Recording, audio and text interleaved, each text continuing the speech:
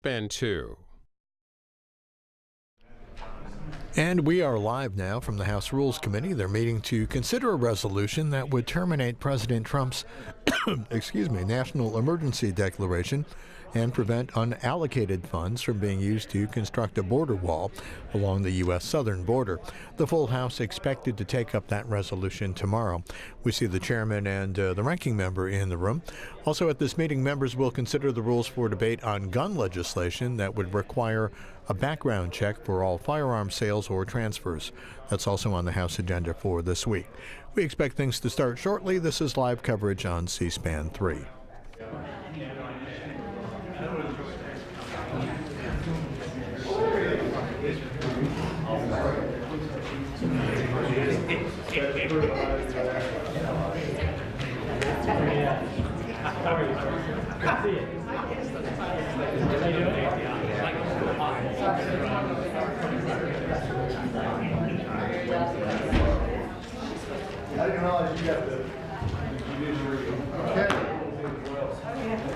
The Rules Committee will come to order. Today we are meeting on two bills, H.R. 8 and H.R. 1112, to close loopholes and strengthen our gun background check system. These bills are targeted, and they take reasonable steps that an overwhelming majority of the public agrees with. A Quinnipiac poll found that 97% of Americans, including 97% of Republicans, support universal background checks. You can't get a majority of Americans to agree on anything, but they agree on this. 100 Americans are killed with guns every day in this country. This is a uniquely American problem. And one of the things that Democrats stated last year over and over again is that if we were fortunate enough to take back the majority here, that we would not sit idly by when we are in a position to take action to save lives. We're also planning on a meeting on HJ Res 46, which is a privilege resolution that uses a mechanism in the National Emergencies Act to terminate the President's recent emergency declaration on the wall. The President's promise at a campaign rally does not make something a national emergency. You don't have to take our word for it. The President himself said at his recent press conference, and I quote, "I didn't need to do this," end quote. Opposition to this declaration runs across the aisle and across the Capitol, and we are going to move swiftly to terminate the President's unlawful action. Before I turn to our ranking member, I want to recognize that Natalie Nixon, our Director of Legislative Operations, will be leaving our committee this week after being on staff since 2015. She has kept things running here smoothly, and there was never a problem too big for her to solve. Natalie will not be going far. She will be returning to the Homeland Security Committee, but our loss will certainly be Chairman Thompson's gain. You know, sometimes members around here get upset when you, quote unquote, steal their staff. Chairman Thompson doesn't. He just steals them back. And I want to wish Natalie well. I want to thank her for her service to this committee. And now I'm happy to turn it over to our ranking member, Mr. Cole, for any comments. Thank you very much, Mr. Chairman, and we want to join you in wishing Natalie the very best. We will miss her, but as you say, she won't be far. Mr. Chairman, today's hearing involves two bills regarding background checks for gun purchases. While I understand the majority's desire to do something, anything, about gun violence, I think both these bills are misguided. The cumulative effect is simply to make purchasing or transferring a firearm much more difficult. These two bills do that by forcing almost all purchases or transfers, with a few limited exceptions, to be done through a federal firearms licensee, and by making the background check process longer and more onerous. While I agree with the desire to keep guns out of the hands of dangerous criminals, I believe these bills will not accomplish that goal, and instead it will only make it harder for law-abiding citizens to exercise their Second Amendment rights. I have significant concerns with the new background check procedures outlined in these bills, and I'm concerned that the majority has drafted these bills, particularly the failure to define the term transfer more appropriately in a way that will criminalize even the most trivial of conduct of law-abiding citizens. Further, for many of these concerns could have been resolved had the Judiciary Committee allowed a more open process to amend these bills. I look forward to addressing this process with our witnesses. Finally, we are on short notice reviewing a bill to disapprove of the President's emergency declaration for the southern border. Over the last several weeks, I've repeatedly asked the majority to engage with the administration on border security, and I appreciate that the recent appropriations package took these requests seriously. However, I do not understand the haste with which the majority is pushing this disapproval resolution through. We've had no time to review the bill, and no committee has held a hearing or marked it up. Though the majority is not required to do so before March, I note that this is now becoming a common occurrence for the majority in this committee, and I would strongly urge them to reconsider this habit of bringing bills to rules that have not gone through a hearing or been marked up in committee. For these reasons, I'll be opposing these bills and their rules. Thank you very much, Mr. Chairman. Well, thank you very much, and we're delighted to have Mr. Nadler and Mr. Collins here today, we welcome you both, and if you have anything in writing, please pass that on to the stenographer, and it'll be entered into the record without objection. I now recognize the gentleman from New York, the Chairman of the Judiciary Committee, Mr. Nadler, for any comments you might want to offer the committee. I thank Chairman McGovern and Ranking Member Cole for the opportunity to testify concerning two important bills reported by the Judiciary Committee, H.R. 8, the Bipartisan Background Checks Act of 2019, and H.R. 1112, the Enhanced Background Check Act of 2019.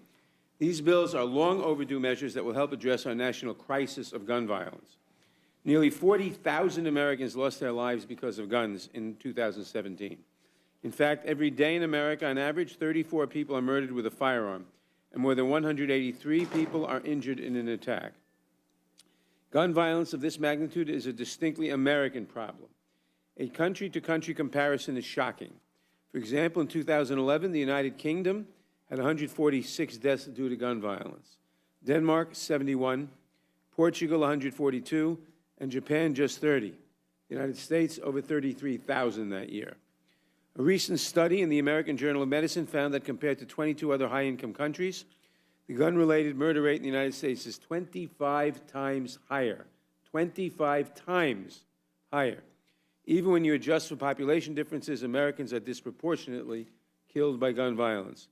We know the reason for this stark difference between our country and the rest of the industrialized world. The common factor in all of these other countries is that they have stronger gun laws. In fact, when Australia tightened its gun laws a few years ago, both suicide rates and homicide rates in that country plummeted. Our nation, however, is awash in guns, and we have the shameful death toll to show for it. One of the most important things we can do to address this epidemic of gun violence is to enact universal background checks. Under current law, only licensed firearms dealers are required to conduct a background check before transferring a gun to another person. This means that gun shows, online sales, and other private sales can completely evade this vital tool for ensuring that guns do not get into the wrong hands. According to one study, 22% of gun owners in the U.S. acquired their most recent firearm without a background check. We do not know if they were felons, fugitives, or domestic abusers. We do not know if a court had determined that they were seriously mentally ill. A huge volume of guns was sold with no questions asked. It is time to close this dangerous loophole. That is why we must enact H.R. 8. Citizens across the country have been organizing and demanding action, and now there is overwhelming public support for universal background checks, 90%, according to one recent survey. This bill would make it illegal for any person who is not a licensed firearm importer, manufacturer, or dealer to transfer a firearm to any other person who is not so licensed without a background check. Individuals seeking to transfer a firearm under this measure would be required to visit a licensed firearms dealer to run the necessary background check before the transfer could be finalized.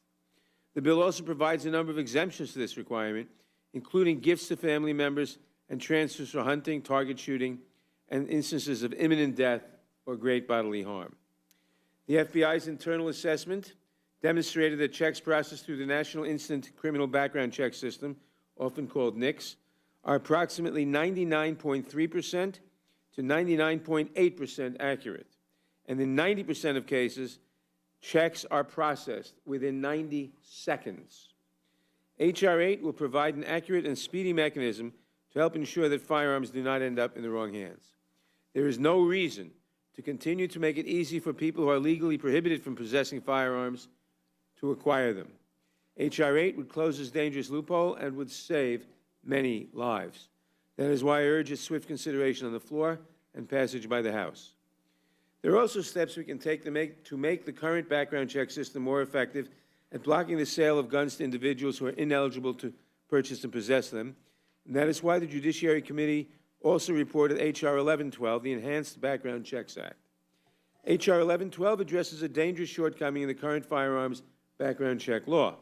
This loophole enables, in certain cases, firearms to be transferred by licensed gun dealers before the required background checks have been completed. In most cases, a licensed gun dealer receives notification within a few minutes from the NICS system that a prospective buyer has passed or failed a background check. In a small percentage of instances, NICS examiners may require additional time to complete the background check if information is missing or unclear in a prospective buyer's record. In other words, if the record shows that someone was arrested for a serious crime, but doesn't show whether that person was subsequently acquitted or convicted, you would obviously have to make further inquiry, and you wouldn't complete the background check in 90 seconds. But it's that kind of instance where we should be particularly on guard. However, under current law, a licensed gun dealer conducting a background check on a prospective purchaser is permitted to sell the firearm to the purchaser if there's been no determination from NICS after 3 business days, even though NICS has not indicated that the person has actually passed the background check. Often we refer to this as a default proceed transactions. These are the very cases that ought to be investigated. In 2017 alone, the ATF determined that over 4,000 default proceed firearms transfers went to purchasers who could not lawfully own a firearm and should not have been permitted to purchase one. If NICS is unable to return an instant determination, and especially if there is no report after 3 days, there is cause for concern. One notable example of the tragic consequences of this loophole is the hate crime murder of 9 people at the Emmanuel African Methodist Episcopal Church in Charleston, South Carolina, in 2015.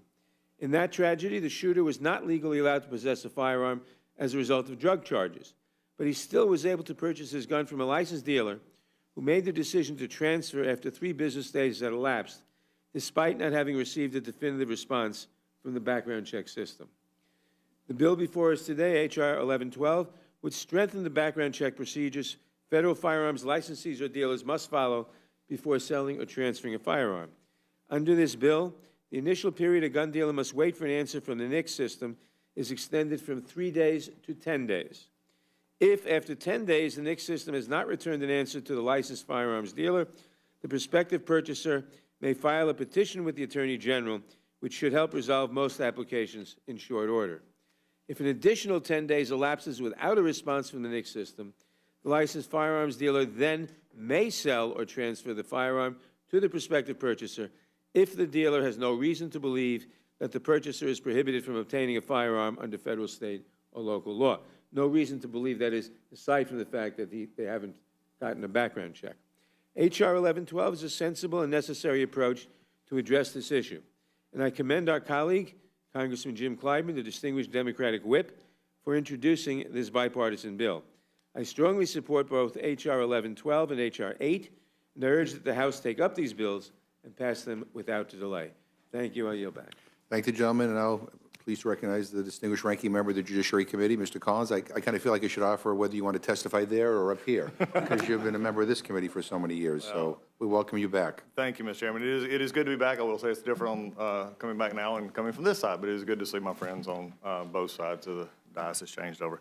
Chairman, Governor, Ranking Member Cole, thanks for having this and being a part of H.R. 8 and H.R. 112. For many years, the Judiciary Committee has prided itself on being able to agree to a fair process and full debate, even when we disagree on the substances of the matters before us. However, the committee's meeting on these bills marked a radical and alarming departure from that open process. Now, let me make very clear. Chairman Nadler and I have a great relationship, and we've worked on many things before. My criticism is about a process, not a person. And when we understand this, we have many things that we're going to be before this committee, because I know the chairman's leadership is going to bring a lot of bills that we are going to disagree on, but they're going to come forward because he's the chairman, and the chairman is, and the Democrats have bills they want to bring forward. But the process does matter, and this is a concern.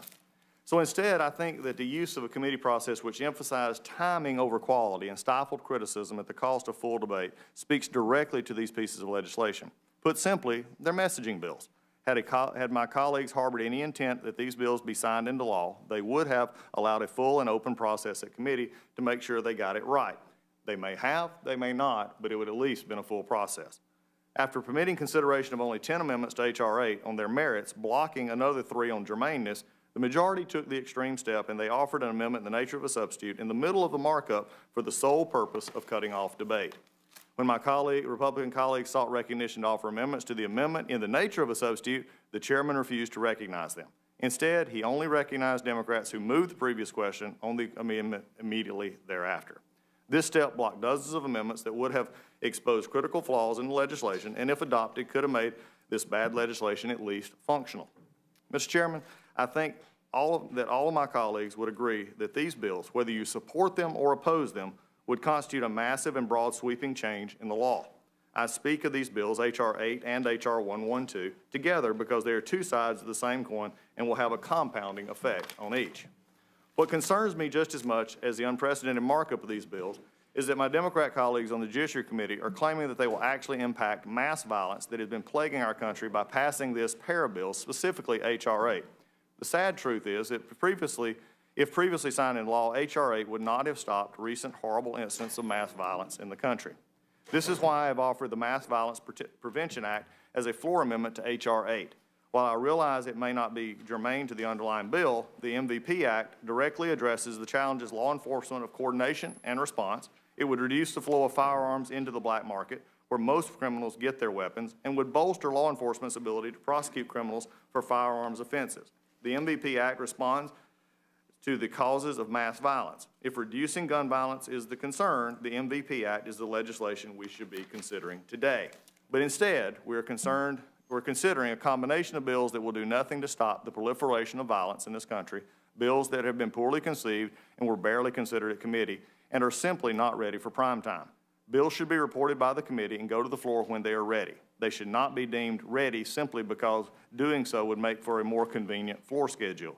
The only way to rectify the substantial defects in committee, short of sending them back to committee for a proper markup, is to adopt a rule that will allow consideration on the floor of all germane amendments. And for that reason, I respectfully request that this committee adopt a rule making in order all germane amendments to H.R. 8 and H.R. 112. And with that, Mr. Chairman, I yield back. No, and I appreciate your testimony. Oh, yeah, Mr. Nadler. I'd just like to comment on the process of the committee. Go ahead. So know what we're talking about.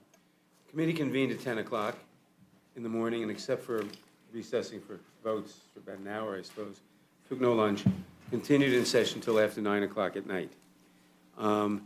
We made clear at all times that we were prepared to hear amendments in priority order. We were prepared to block vote them. We were prepared to do anything to expedite the process. We did make clear that we wanted to finish consideration in the day. And when the ranking member told me, I asked him how many amendments you have, he said 90. 90 left. It means more than 100. I concluded, and by the nature of the amendments, that what we were faced with were dilatory tactics designed to just keep us there forever, and not actually. I mean, there are reasonable amendments you can make to this bill. Not that many, but 90 amendments. Yes, I hated to move the previous question, but we did because we concluded it was totally dilatory and for no other purpose. And we told the minority, if you have important amendments, let us know and we'll consider them if they're important. But all we got 90 amendments. Mr. Chairman. Mr. Cohen. As well. And look, I appreciate the chairman's point of view. If I was the chairman, I'd have that point of view as well. The fact of the matter is that in the previous Congress, we moved a fixed NICS bill, which actually did pass and was signed, and we considered 6 amendments on the merit, 4 Democrats and 2 Republican amendments, and they were accepted. It's interesting to me that was the previous question moved last session. This came up. It was moved twice. It was actually on resolutions of inquiry.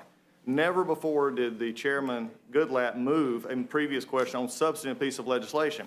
In fact, it's interesting, and I'd like to enter for the record a letter signed by the current chairman and a member at that point last Congress, and it was expressing our concern to move the previous question on H Resolution 488, a resolution of inquiry, that was put forward. And it was interesting is that what was said, and this was just September of 2017, it says, we say this for several reasons. First, we believe our actions are inconsistent with committee precedent. Previous chairs rarely, if ever, chose to call previous questions during committee markup. During his tenure as chairman, Ranking Member Conyers never cut off debate in this manner. And there are a handful of isolated incidents. I think the interesting issue here, and we can continue on this path, I think what is disturbing to us is the committee brought forward a bill that was as introduced.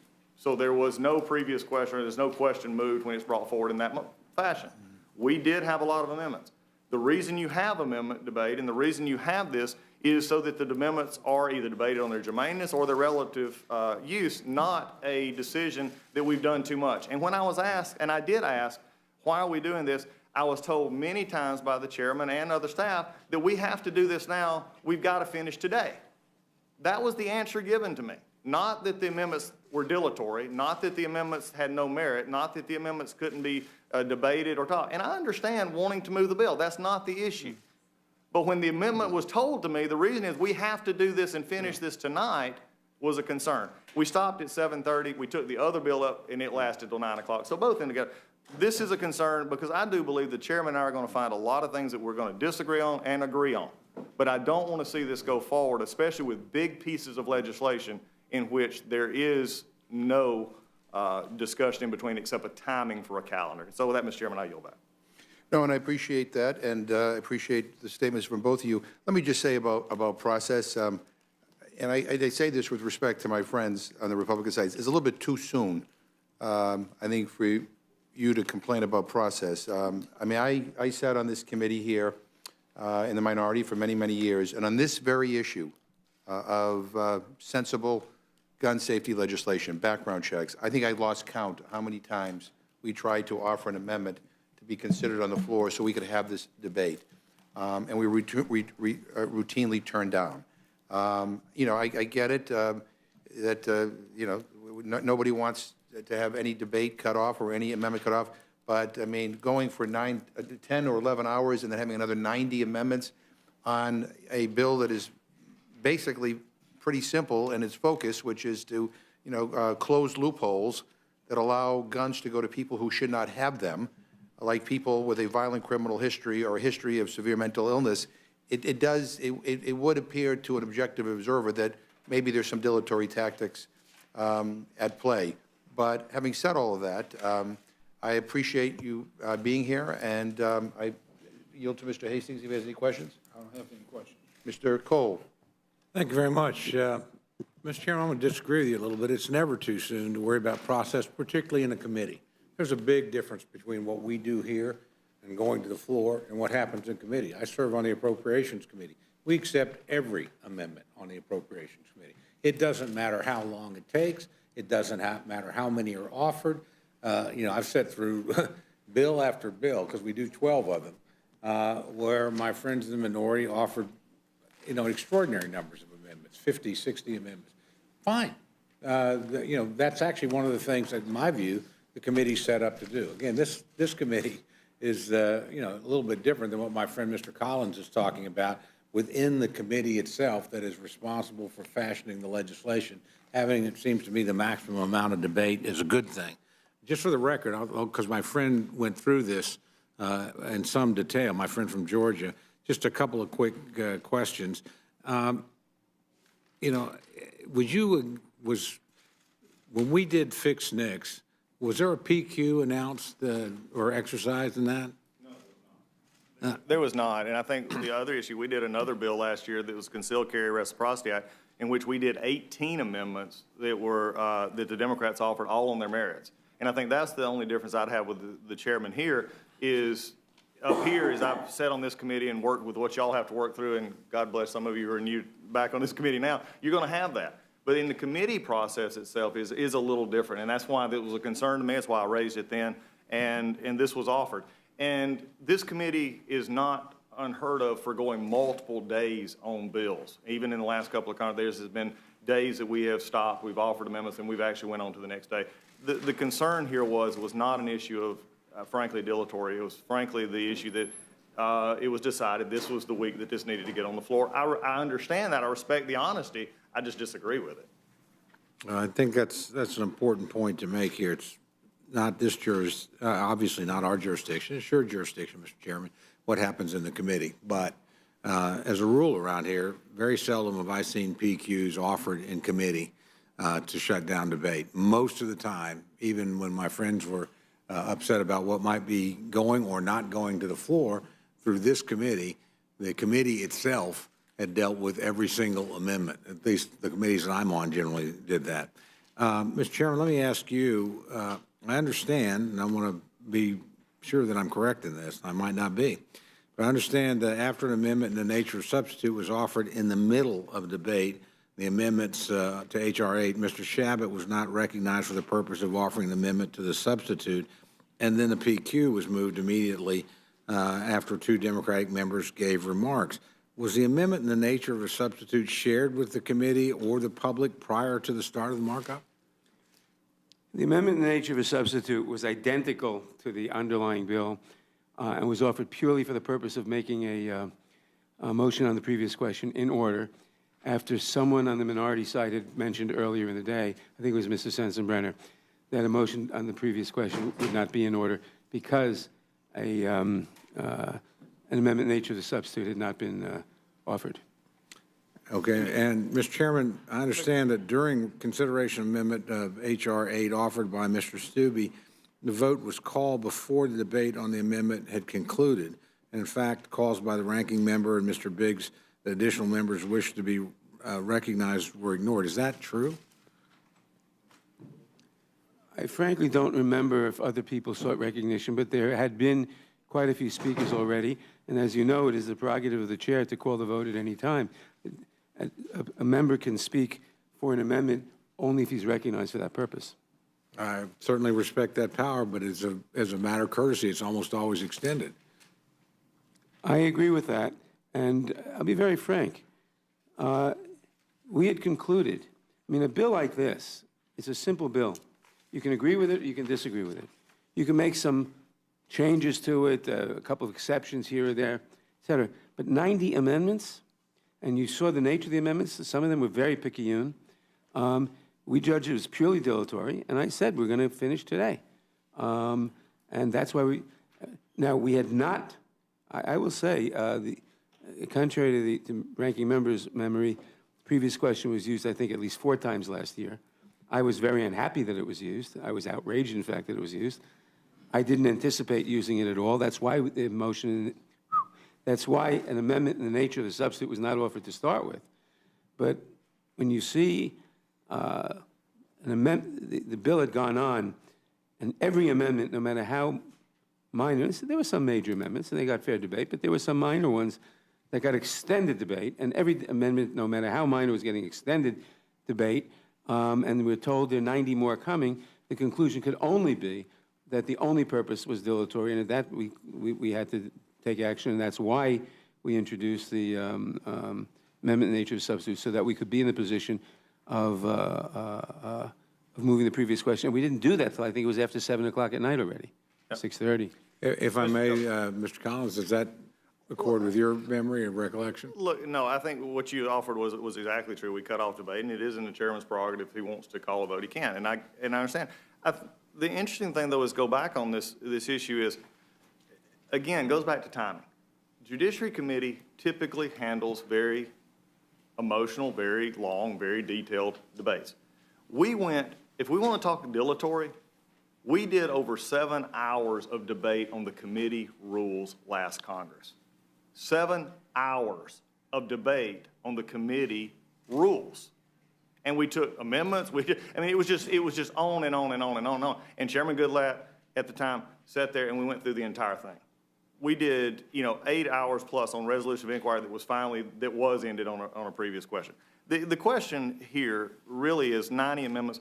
And I've said in the committee as well last year under bills that we had brought up in which I knew that they were, far more than the amendments actually offered by our friends on the Democrats on the other side, but they just never got to them. Whether we had offered, all the bills that our members had came up with or amendments were probably not, I would have to say.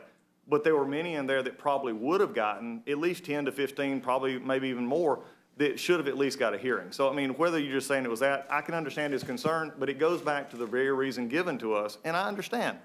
They had a timeline, and the timeline was being kept, and that's why the amendment was brought, and that's why the debate was closed down. Again, setting for further on, and I agree with Mr. McGovern, we've had the fights and debates up here about this all along. I think the difference for me, Mr. Chairman and Ranking Member, is the difference in the committee itself. Let and that was me, the process. if I may, let me say Yes, this. certainly. We asked, give us a list of 10 or 15 major amendments, the more important ones to you. We would have considered them, in addition to everything else we considered. All we got was that there are 90 more amendments, or 90 amendments. And we concluded it was purely dilatory. Let me say one other thing. For the last 4 years, maybe 6 years since the Republicans took control, the rules of the committee were amended so that subpoenas could be issued simply on the say-so of the chairman, unilaterally, after consultation with the minority member, ranking member. Consultation would consist of the chairman seeking me out on the floor and saying, here's a copy of an amendment, here's a copy of a subpoena we're going to issue. And I'd look at it and I'd say, that's a good idea, or that's terrible. Thank you, you've been consulted. And it would be issued. I voluntarily, as the new chairman, said we're not going to do that. We didn't amend the rules, so we still have permission to do it. But we said we'll do the same up to a point. That is to say, if we have a subpoena we want to issue, we'll show it to the ranking member. If he objects, we will then take it to a vote of the committee. We've issued, I think, only one subpoena so far, and that was done after an extensive, what? I'm sure we probably won't be done. It probably won't be the last one, but that was done after an extensive debate because the ranking member objected to it. And so we had a markup. We spent the whole afternoon on it, I think, because we respect the right of the minority. We're going to issue more subpoenas, and I hope to follow the same procedure. We're not trying to ram anything through, but we are going to insist that if it appears totally dilatory, a raft of picayune minor amendments just designed to eat up time, at some point we'll say enough. We'll ask first, do you have a list of the important amendments that you regard as important? We'll take them up, but not if there are 90 of them. Yeah. And Ms. Cole, if I could follow up. Look, I think as every member up here, the eye of the beholder is their own amendment. And every member who has an amendment would consider that to be important to them and not dilatory. And I think for have a decision made like that. And also, I will commend the chairman. In fact, after we had our rules, man, we did this and had the consultation. I actually issued a press release commending our chairman doing that. These are the ways we can work on this. We have a disagreement here. It showed up in this first major hearing. And, we brought that forward. And I think, whether amendments are made in order here, Mr. Chairman, we'll follow that process. I would hope to think that if you made 5 amendments or 10 amendments or no amendments, whatever it may be, they would not be considered dilatory. I think this is a process that we work through and we move into that. But Ms. Scott, and again, where we can find work, we'll work. We just disagree on this issue. Well, I hope that I have great respect for both of you. I have great respect for your committee, although listening to this makes me very happy I'm on this committee. I hope you can work through this, because I really do think, sadly, I think the way things have evolved in this institution over many, many years, the committee process is the fullest, fairest, most complete airing, and usually in front of people that in our body are the most knowledgeable about what they're listening to. They're the people that have gone through the hearings. They're there for a purpose. They build up institutional expertise. So I would hope that going forward that this would be a very rare item. I know the chairman would probably want that as well, to use a PQ in committee. Mr. Chairman, before I yield back my time, if I may, I'd like to enter in for the record the statement of administration policy. Without objection. And I also have some remarks from Mr. Rice from South Carolina, who was unable to come, that he would like entered into the Without record. objection. Thank you very much, Mr. Chairman. Yield back. No, and thank you very much. And again, I wish you the best as you move forward in the Judiciary Committee.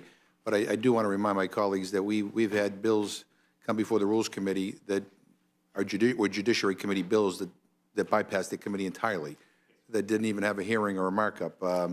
And I do want to remind everybody that we are here to talk about keeping guns out of the hands of violent criminals, not to talk about keeping arcane procedural motions out of the hands of committee chairmen. So, you know, I think this is a little bit of a distraction from the topic at hand, but I will now turn over to Ms. Torres if she has any comments. Thank you, Mr. Chairman, and I was going to say exactly the same thing. I mean, we've been at this now over 35 minutes and have not talked or said a single word about the victims of gun violence and why we are here today. And that is, you know, most unfortunate to me, that we could continue to gum up a very important piece of legislation on a process that simply, when we were in the minority, we were incredibly disrespected each and every single time when it came to following a process, when it came to taking up any of the amendments that we had. So this, I want to talk about the bill. I want to talk about how we can help stop this terrible epidemic of gun violence in our communities. I want to ask you a question, Mr. Chairman. Last Congress, you were the ranking member of Judiciary Committee. And how long were you the ranking member of this committee? About a year. Okay. And previous, how long have you served on that committee? 26 years. 26 years. In that 26 years, let's just take the last 10 years, how many times have you seen a gun bill come before your committee? We haven't had a hearing on guns in over 8 years. The only bill that came before the committee in that time period, to my recollection, was the bill that would have made things worse, was the concealed carry bill that the Republicans wanted, which essentially said if you had a concealed carry permit in State A, you could carry that into State B, even if you didn't meet the requirements of State B's law. So just to try to keep things simple here, this issue, We also did the fixed NICS bill, I'm reminded. this issue has not been a priority to have a hearing about how we can work together in a bipartisan way, Republicans and Democrats, to answer the cries of the parents and the grandparents and the family members of the people that have perished in our communities as a result of gun violence. I mean, I think that we have heard a lot about the mass shootings. What we don't hear about is the little girls and the little boys and the people in our communities that fall victims of gun violence every single day. You know, those names will never be heard. Their voices will never be heard. So here we are. I want to thank you for, what was it, 10 or 12 hours committee hearing that you had? 10, I think. 10 hours? Okay. 10 hours on these two bills. Can you tell me about the approach that you took to ensure that this legislation had the right tone and Well, your effort in trying to get bipartisan support on these bills? well, as you know, these are not new bills. No. And there's been a widespread effort for years to get bipartisan support. These are mild bills. I mean, they are not the bills which I think we ought to pass, but to ban assault weapons or ban large capacity magazines and things like that, which we may take up later in the session. But these are bills which we think, with a lot of pressure, may get through the Senate. That's why we took them up early. May, I stress, I don't know. But we think they have a shot. And obviously, there's been a major campaign behind them. As I said in my opening statement, 90% of the American people support the universal background checks bill. We had 5 Republican co-sponsors of this bill, of H.R. 8. And we scheduled a hearing and then a markup. We had a full-day hearing on the gun bills about a week before. First hearing, as I said, in many years on guns. And then we scheduled the markup. That's what we did. Congressman Thompson, as you know, California has some of the strongest gun violence legislation in the country, but yet we still have a problem with illegal guns that are being trafficked into our state from bordering states. How would this legislation help?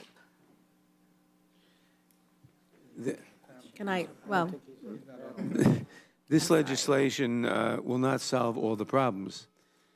It will go, we think, a long way. Basically, it will mean that you can't transfer a gun to someone without that person having, with some exceptions in the bill, without that person passing a background check. Right now, if you want to purchase a gun at a licensed gun dealer, you have to pass a background check. But if you get it at a gun show or by other transfer other than by a licensed dealer, you don't have to have a background check. This will close that loophole, basically. And the companion bill will close the loophole of automatically getting the background check, automatically not needing the background check if it isn't completed in 3 days. And internet sales. Internet sales would be subject to this. Thank you. I'm going to yield back. Thank you very much, Mr. Woodall. Thank you, Mr. Chairman. I take your point that it might be too soon for my righteous indignation about the process. I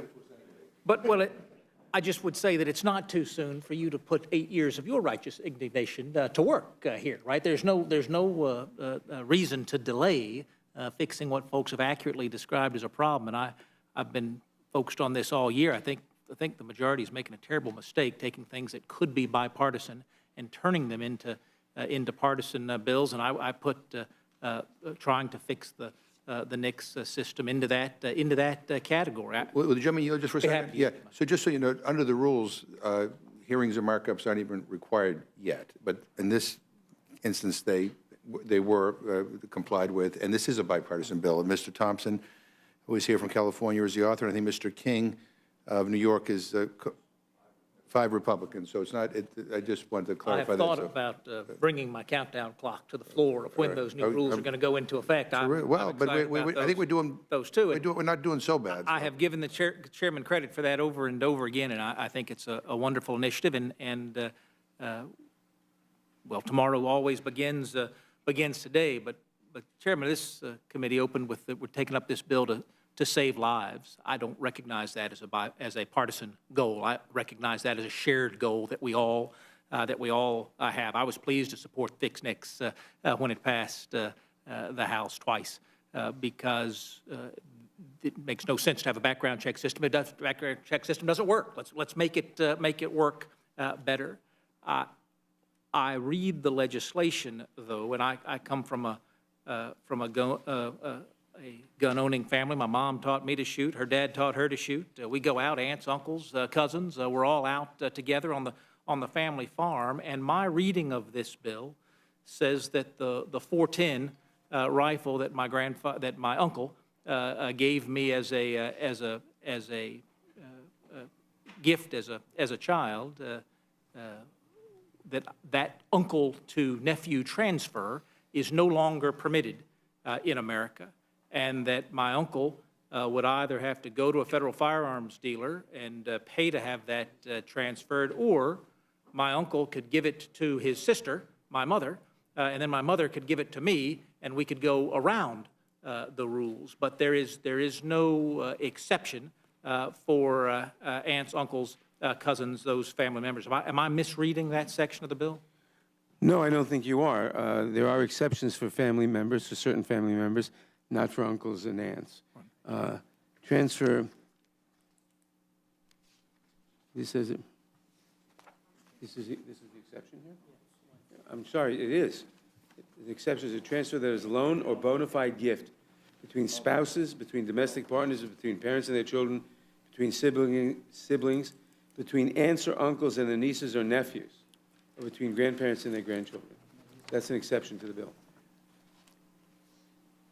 And those transfers would not have to go through an FFL dealer at all. That's right. Now, I'm looking also at the section on Cousins would. looking at the section on loans of guns. My my dad's friend Gary gave him a .243 bolt action for deer hunting back when I was a kid. When my dad passed away last summer, he still had that .243. Gary's got so many guns, he didn't need it back. That's been a 30-year transfer. If my dad's best friend wanted to sell him that rifle instead of loan him that rifle for 30 years, that would be a transfer. Now that we go to a gun dealer to do, I can no longer, in my hunting club, I can no longer sell weapons back and forth. It becomes an FFL issue. Okay. Yes, the purpose of the bill is to make sure that when someone new gets a gun, Right. the background check is done with some exceptions. But we don't want the exceptions to overwhelm the rule.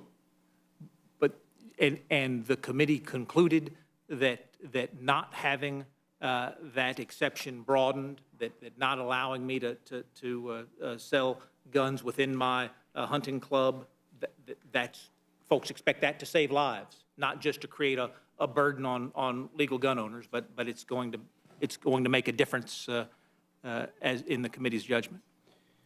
Well, I'm not sure what you're talking about within the gun club. There is an exception that says, while reasonably necessary for the purposes of hunting, trapping, or fishing, if the transfer has no reason to believe that the transferee intends to use a firearm in a place where it is illegal, and has reason to, that is the transferor, has reason to believe that the transferee will comply with all licensing and permit requirements for such hunting, trapping, or fishing.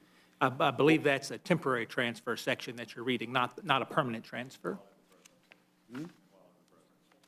That's correct. I'm thinking about ways that we can work together to save lives, preventing transfers of folks I've known for 40 years back and forth is not going to save any lives. It is going to make some money for somebody in the process. It is going to make it convenient. Did the committee think about going the other direction? I know it was passed in a bipartisan way back in '86, but when we changed the '68 Act to say that an FFL dealer isn't someone who trades more than 4 guns a year, but is someone who makes their livelihood off selling guns, seems like we could have gotten to where the committee wanted to go by looking at some very general language like the '68 bill. Is that I'm not sure what you're saying, what you're proposing. My shared goal with the committee is getting guns out of the hands of folks who would do harm. The committee Making has sure gone, they don't get the guns in the first place. That's exactly right. Committee has gone out of its way to put in line after line to say, for all of these temporary transfers, for example, if you believe this person that you're transferring it to is a good person and they're not going to use it for bad purposes, you can go ahead and make this While reasonably necessary for the purposes of hunting, trapping, and fishing. You might convince me, if you keep talking this way, that we should remove that exception. I take the gentleman's tongue-in-cheek comment. No, it's not tongue-in-cheek. The purpose of the bill is to say we don't want firearms transferred without a background check. We will agree to certain exceptions. I'm not sure we should agree to those exceptions, but we're being okay with that. We're agreeing to exceptions where reasonably necessary for hunting, fishing, if you believe the person's a good person, et cetera. Maybe we went too far with the exception. I certainly wouldn't want to go farther. Well, I suppose then that's why we don't have broad bipartisan support. I go back, I look at the '68 Gun Control Act. It passed with a majority of Democrats and a majority of Republicans supporting it. I look at the '86 revisions, a majority of Democrats and a majority of Republicans. Perhaps that's what you expect to see tomorrow. It's not what I heard from my ranking member. I certainly hope so. We have a number of Republican sponsors, as has been mentioned, and this bill, this concept, is supported by 90% of the American people in poll after poll after poll. And it's a simple thing. It doesn't say you can't have a gun. All it says is, with some exceptions, you got to have a background check, period. We want to be a little safer, that people who are homicidal maniacs or mentally unstable or whatever shouldn't have guns. And we put in some exceptions. But we don't want to go too far with the exceptions. And again, this isn't terribly burdensome. All it says is get the background check. Now, the only objection I've heard, other than the fact that you have to take some time if you're not buying it from a licensed gun dealer, which is what the bill applies to. What are the objections? What are the possible objections other than we don't like it? One, you're going to have to take the time to go to a licensed gun dealer and get checked out. That's a bother because it takes some time. Well, And money. and two, what? And money. I'm coming to that. Oh. I said there were two. And second, it'll cost some money. Yeah, it'll cost some money. How much? I don't know.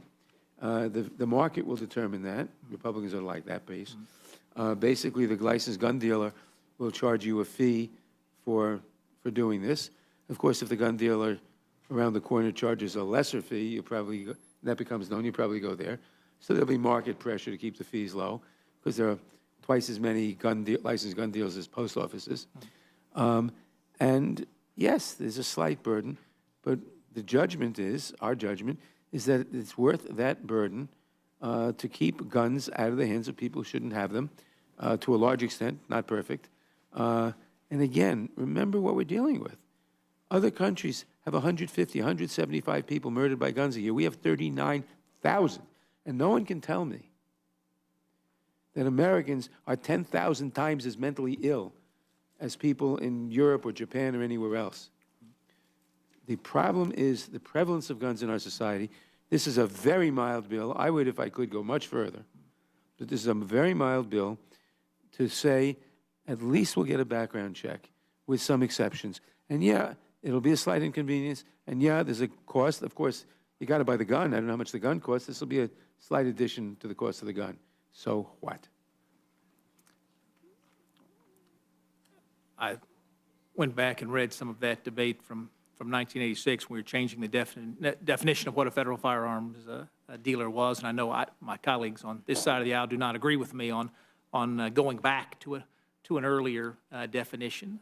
But I am concerned that your definition of a mild burden is another person's definition of time and money and expense for something that's not going to save a single life, that's not going to make a single difference. You raise your eyebrows. I know you're not thinking about me and my family and my friends and the transfers we're talking about. I promise you, there's not a bill you're going to pass that's going to influence But the law-abiding. you're going to pass the background check, and your family's going to pass the background check, I presume. It's the guy who can't pass the background check. We had a statistic somewhere, I think it was in my statement, that 22%, I think it was, of people who take the background check fail the background check, and thus we keep guns out of the hands of felons, mentally unstable people, and so forth. It's not in the bill. It's referenced. Could one of you tell me what that new penalty is for selling that gun to a friend, selling that gun to a non-accepted family member? What is that new penalty? The penalty for violating the bill and selling a firearm or transferring a firearm without the background check is up to a year. Up to a year. Yes, Mayor. It's a misdemeanor. Well, by definition, if it's up to a year, it's a Sure. There. I thank you both. I yield back, Mr. Chairman. Mr. Promoter. Thank you, Mr. Chairman. Gentlemen, thank you for your testimony today. I happen to serve also on task force, gun violence task force that we put together, and I can say, Mr. Collins, that we begged for hearings on universal background checks for 8 years. We actually held a hearing ourselves because we couldn't get anybody to take it up. So I appreciate, Mr. Nadler, the Judiciary Committee's willingness to take up universal background checks. And I want this to be a universal background check. So unlike Mr. Woodall, I want to see it cover as many people as possible and those individuals who don't have anything to hide. Because, and I want us to take advantage of the fact you did fix NICS. And we have better information, more accurate information, more available information. I want to see us to be able to use that. And this bill allows that. And those people who have no issues, no felonies, no severe mental illness, fine. They're going to be able to have a gun transfer, no problem. But those individuals who for whatever reason, are picked up by that NICS system, we're going to slow it down. And in my opinion, and after, Colorado, we faced a lot of gun violence. Not so much the day-to-day stuff, but certainly the mass shootings. And I wholeheartedly support this. I do think you're being very reasonable in the exceptions that have been allowed so far, and I hope we just move this thing forward. With that, I yield back. Thank you. Mr. Burgess. Thank you, Mr. Chairman, and thank our witnesses for being here today. Just on the issue of the process, little less than 2 years ago, we had a committee hearing in our Energy and Commerce Committee dealing with healthcare. A lot of people were really excited about it. We had a lot of amendments that were offered, and we went straight through some 29 hours. At the same time, the Ways and Means Committee went through 18 or 20 hours of a markup. Our former colleague Ralph Hall recalled to me one time that the markup of the Clean Air Act in the Energy and Commerce Committee took 8 months. So if it's truly important public policy, I mean, it can take longer than a day's work, and I just offer that for everyone's consideration. Oftentimes, if we don't have that process in the committee, we're the rest of the Congress is, if we short circuit it, the rest of the Congress, I think, suffers from not having exposure to the ideas and to the debate. Let me ask a question of Mr. Collins. You've introduced a bill called the Mass Violence Prevention Act that creates a fusion center focused on preventing violence through proactive information sharing.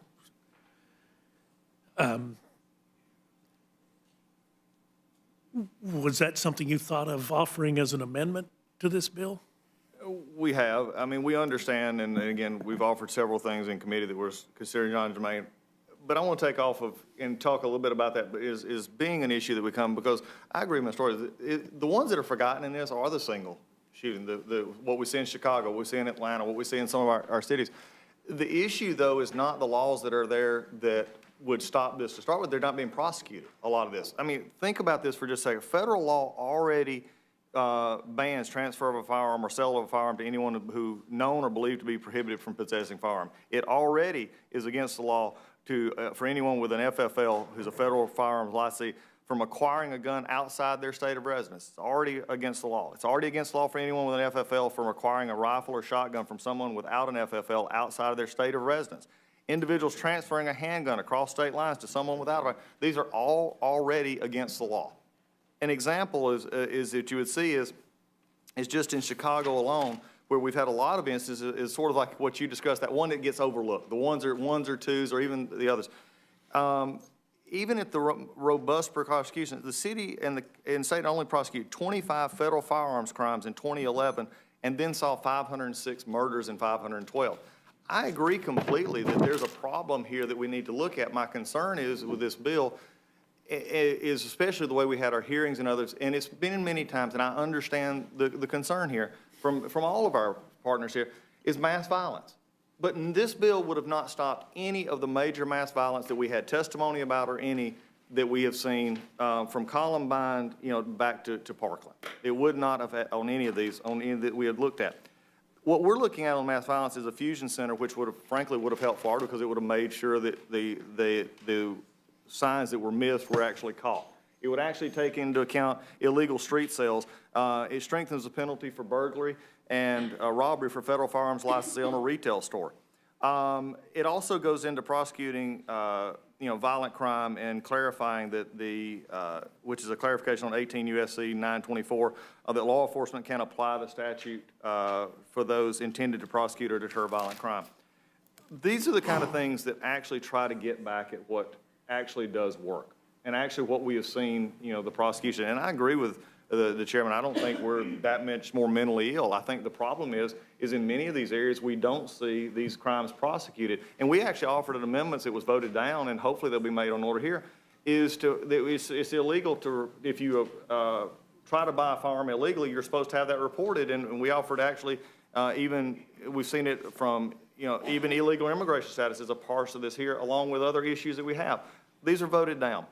The issue, though, that we have here, and going back to something that the chairman had mentioned, and I understand the concern on, doing a background check. It's not just the inconvenience, which is, for someone who owns many firearms and went through that and have a concealed carry permit myself. It's not an issue of the background inconvenience. The bill actually has in here, and there's some discussion about this, is the cap on this. It's not a problem in North Georgia. I've got 14 firearms dealers I can't shake a stick at them in my area. If you either got Baptist churches or banks or firearms dealers, we just have a lot of them. So it doesn't matter. If one is going to charge a lot, I'll just go to the other one. But in places that are rural, like Colorado, North Dakota, Alaska, even Washington, D.C., where there's one federally firearms licensed dealer, we got to take a look at. That's a monopoly. And they could charge whatever they wanted to charge on this. And when you get into states or maybe where it's not as popular to have firearms, the question becomes is what could happen there by pressure brought by others for have this amount. At that point in time, it keeps it out of folks who can't afford, they maybe could afford the gun, maybe that's a possibility, but then going for this next step could not. Again, and I would love to talk with Mr. Thompson. We see each other almost every morning anyway. This is a bill that actually hits to the law that's not being enforced. Judge, I think you probably saw that on the bench. These are just not enforced because they're hard. Because the law that is on the books to enforce is difficult. But they're on the books, and just my question actually becomes, and this is a question of when we had the hearing, it said it'll save, at the end of the day, the police chief from Houston actually made a comment. It actually came to the help of the committee, and it was actually a good comment. He said, if it would just save one. I can't disagree with that. If it saves one, there's a thought here that can't save one. But my concern is would it actually put others in danger? And that was the flip side of this. By some of the concerns of the cost, some of the concerns that we're going through here, would it put someone in danger? A domestic violence victim who has a TPO actually against, I could not let them borrow a gun if we knew it. There's other issues where this thing talks about imminence, that you can, if you're imminently thinking that something you're going to deal with a health risk, that I could give my firearms to my neighbor and that wouldn't constitute a transfer and wouldn't have to go through a background check. But what does imminent mean? Are we going again to trust the courts in this? This is why a hearing, even if it was 7 or 8 hours long or even 10 hours long, needed to be had. I want to find a fix for this. My father's a state trooper. I'm from a law enforcement background, but we're not seeing this stuff actually prosecuted. My question then becomes, if it will save one, great. But if we put another law on the books, and as the lady who is a very good witness from the Gifford Foundation, she said, when asked about this, how would you prosecute it? The answer came back basically was this, and I'd go back and read the transcript, I don't have it, but I remember what she basically said is after the fact, when a crime is committed, then we would know there was not a transfer made. That's the problem we're dealing with here. Because without some of the other issues in the bill itself, there's no way to actually follow up on this. And I appreciate the work being done. I just think that there's stuff like this, what I'm trying to do with the Fusion Center, with other things, and also putting the resources to actually prosecute this is a better way to go about it. So Chairman Nadler, let me just ask you a question about the Fusion Center. Do you think By the way, about the Fusion Center as Mr. Collins, Ranking Member Collins has described it? Do you think that is something that would be helpful to have a Fusion Center like the National Counterterrorism Center? it might be. I haven't studied it. We certainly could take a look at it. But again, they're not exclusive. They're not mutually exclusive. And to argue against a bill that will clearly save lives, a bill that, research has shown that state laws requiring background checks for all handgun sales by point of sale and or permit are associated with 48% lower rates of gun trafficking in cities and 29% lower rates of gun trafficking across state lines, for example. We ought to pass this bill and look at other things. This bill will not solve all problems. It's a mild bill. It will not, if I had my druthers, I would ban assault rifles and magazines. Maybe Mr. Collins' idea is a good idea, too. Take a look at that. But we ought to start, and this is the bill that has 90% support of the American people. Now it's the bill before us. And if there are other bills too, we'll look at them. Yep. Can I add something to that, though? And the chairman is agreeing, but also some of the areas and states that have the absolute most restrictive gun laws on the books have some of the highest gun violence crimes. And granted, as has been pointed out, some of that is because they've either bought it from out of state or that's illegal already. So again, it's a concern. I understand the chairman's passion. I understand the need. We've had hearings. We've on this. I think there's this is the difference that we have in this is finding actually solutions that work. So why aren't the prosecutions happening? I think, you want to try, Mr. Chairman? Well, I think some prosecutions are happening, but Well, let me just expand upon that. I mean, the OIG report from a couple of years ago, I'm sorry? the Office of Inspector General report from a couple of years ago, not that too many years ago, it was in the last administration, but of people that were known to have lied on a background check, the number of prosecutions of that subset was infinitesimal. It was startlingly small. So if we pass this law and it were to be signed by the president, which I don't think will happen, how does that change? Well, I think we would agree that there ought to be more prosecutions. If the numbers are as small as you say, there certainly ought to be more prosecutions. I would point out that appropriations for the ATF have gone down. There's a severe resource problem. If I may just reclaim my time for a moment, the availability of funding through the Fixed NICS bill that was passed in the last Congress did in fact increase some of those grants. It increased somewhat, but the fact is that there is much too small. You know, the prosecutors have a lot of things to do. And maybe this sort of, these things arguably ought to be a higher priority on their list, but we have not properly funded the ATF. We ought to properly fund the ATF. And I would certainly agree that there ought to be more prosecutions, and that's a separate question as to why there aren't. But again, that doesn't argue against common sense improvements to the law such as this bill. Yeah. Well, let me just say, if I may, as Mr. Cole and I have this discussion all the time, you are the authorizing committee. You tell them what to appropriate in a perfect world. As authorizers, we should give our instruction to the appropriators. Yeah, and Mr. Bird, I want to jump in, because my bill actually does that, authorizes 50 more folks on gun crimes itself. The other issue is, and part of this is I don't want to say desensitized or anything else, but we also have to say that former Vice President Joe Biden actually said that probably some of these don't get prosecuted is because they're viewed as paperwork crimes. They're viewed as paper crime, not actually that you're attesting to something. And I think sometimes that we don't put it as a high enough priority on the list. But these are actually the things that do affect when they're actually applied illegally and you're trying to get it around the system. It then pushes it to the other market, which is going to be even more difficult. But I think these are the kind of things that you do put resources and time and effort into as we go forward. I appreciate the chairman's concern. I just think we're just not catching the whole process here. Well, we're not catching the whole process. This bill is a partial bill.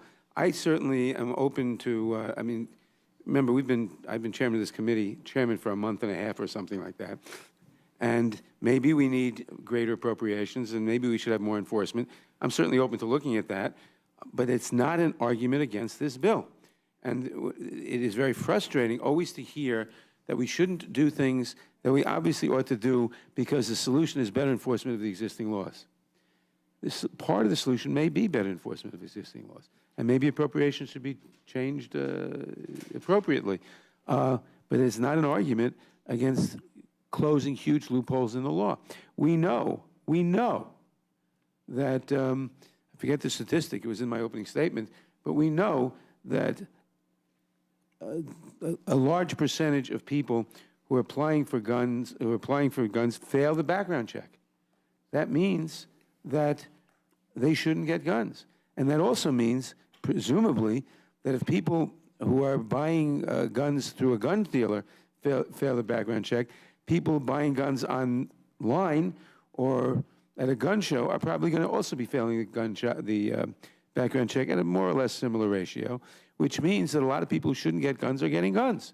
And whether we should enforce existing law more effectively or not is a different question. It doesn't bear on the fact we should we should keep guns out of the hands of the people who shouldn't have them. Reclaiming my time for just a moment, because I know we've gone on long. I disagree that it's fundamentally a different question. If we're just going to pass laws and not care about the enforcement, then what in the world are we doing? And you have that, I don't know all the details about the shooting in Aurora, but the gentleman had a felony conviction for aggravated assault in a different state. He applied for and was given the permission to purchase a gun, and it was only when he went back and said, oh, I really would like to get a concealed carry permit, that they submitted his fingerprints and found, oh my gosh, you're not even eligible to own the darn gun. Please bring it back to us. And he never did. And the next time you hear from him is after he's committed this terrible atrocity. So I submit that the enforcement does matter. And if we're going to pass laws, we ought to be concerned about that. Let me just stress one other thing, because I do have, constituents complain that we do stuff that restricts their rights, and at the same time, when it's the federal government that it's the problem, we seem uninterested. And I have here an excerpt from the Marjory Stoneman Douglas High School Public Safety Commission, the report submitted to the governor, Speaker of the House of Representatives, and Senate President of Florida. And I'll just concede, it was a lengthy report. I encourage people to read it because it's very revealing. But Chapter 8, the summary of the shooter's life and contacts prior to February 14, 2018, prior information received by the FBI regarding the shooter's behavior. It was widely reported and confirmed by the Federal Bureau of Investigation soon after the shooting that the FBI had previously received tips concerning the individual who did the shooting.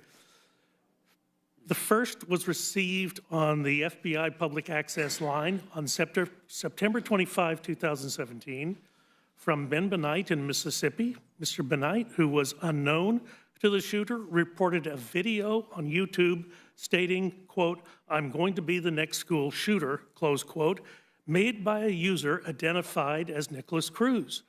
The information was forwarded to the Mississippi FBI office for follow-up, and the tipster was interviewed.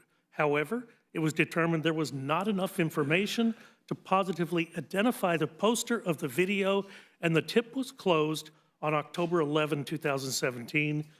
Efforts to serve legal process on YouTube or Google that could have identified the poster were not made. The second call came to the public access line January 5, 2018, by a friend of the Cruz family, Mary Hamill. Ms. Hamill had become increasingly concerned about postings Cruz was making on Instagram and feared he would actually follow through on threats to harm others by perpetrating a school shooting. During the 13-minute phone call, Hamill provided details of Cruz's gun purchases, animal mutations, escalating temper, and Cruz's Instagram usernames. The names, addresses, and phone numbers for the Sneed family were also provided, which was the residence where Cruz was residing at the time due to the death of his mother. After some initial searches by the call taker, the tip was closed after it was labeled as having no lead value. It is not clear at this time exactly why the lead was labeled as having no value and closed without being forwarded to the FBI for further evaluation. It is this type of information that is out in the public domain. I took this off of a Google search. It is this type of information that's out in the public domain that is so frustrating to the public. They see us saying you cannot have full access to your Second Amendment rights, and yet the federal agencies, and there were failures all up and down the line in this situation, but the federal agency that's responsible for protecting the public and enforcing the law simply could not be bothered to follow through. Thank you, Mr. Chairman. I'll yield back my time. I do want to, if I could, insert this for the record. Without objection. Scanlon? Make sure your mic is on. Yeah. I know there's been a suggestion this bill has been rushed, but from my constituents' perspective, it's long overdue. 2 weeks ago, in a 6-day period, there were 6 shootings in my district. 4 people died, 2 were critically injured. The oldest was 28. The rest were 16, 17, and 18 years old. So my constituents are saying, why aren't you doing something? And I'm glad to know that we share a heritage of families who own guns and hunt, because I grew up in that family too, but it was responsible gun ownership. And you know what? I've got some cousins that I want a background check run on. It really is not that big a burden. I think we really need to take this step forward. I agree with Chairman Nadler that this isn't the bill that I would write. The one I would write would be more restrictive, but we have to compromise. That's what we're here to do. So there are things in this bill that would not be my first choice, but I certainly don't see any Second Amendment restrictions. With respect to Mr. Clyburn's bill, H.R. 1112, I just want to read a quick thing from an article in the Wall Street Journal from last week, February 19th. The article is entitled, "Armed and Dangerous, How the ATF Retrieves Guns from Banned Buyers." And Mr. Chair, can I enter this article into the record? Without objection. Okay. Just quickly, the article says, current and former federal officials say the 3-day time limit doesn't give FBI examiners enough time to perform a thorough record search. That is the single most influential factor that could be changed without affecting the whole integrity of the process, said Stephen Morris, the former FBI assistant director who oversaw the background check process. So our own federal officials are saying they need these tools. So, you know, I'm looking forward to passing both H.R. 8 and H.R. 1112 and to working in a bipartisan manner on many of the things that Mr. Collins has suggested, looking at mass shootings. We're hearing from some of the other gentlemen here that they want to work on better funding for ATF and better enforcement. I'd love to work on all of those things, so thank you. I yield back. Thank you, and I'm going to ask unanimous consent to insert in the record a statement from the Giffords Foundation entitled 50 State Analysis Shows Lower Rate of Gun Deaths in States with Strong Gun Laws. And then also insert in the record an article that appeared in Vox, which I'll share with my colleagues, entitled, "I looked for a state that's taking gun violence seriously, and I found Massachusetts." And it talks about how Massachusetts offers a model for dealing with gun violence that the rest of the country should follow. Indeed, Massachusetts is one of the lowest, gun violence rates of any state in the country. And I'll now yield to Ms. Shalala. Thank you very much, Mr. Chairman. I will be brief. I also come from a family of gun owners, some of whom live in North Dakota, and they're hunters. We see this bill as a prevention bill. I worked on the Brady bill early in my career, and this closes many of the loopholes that we weren't able to close at that time. In my state, Florida, and particularly in South Florida, closing loopholes like gun shows and internet sales are absolutely critical. This is an important bill. It's a promise I made to those young people from Parkland that I would do everything I could to support. I believe that I can support this bill as well as believing in the Second Amendment, but more than anything else, it's a bill about prevention. And if it prevents one death, it's worth it to me because of my conversations with those young people and their parents and the other children in my community that have been killed by guns that were purchased because of the loopholes that exist before. So I strongly support this bill. Thank you, Mr. Chairman. Well, thank you very much, and I want to thank both of you for being here, and appreciate the time you spent with us, and you are now free to go.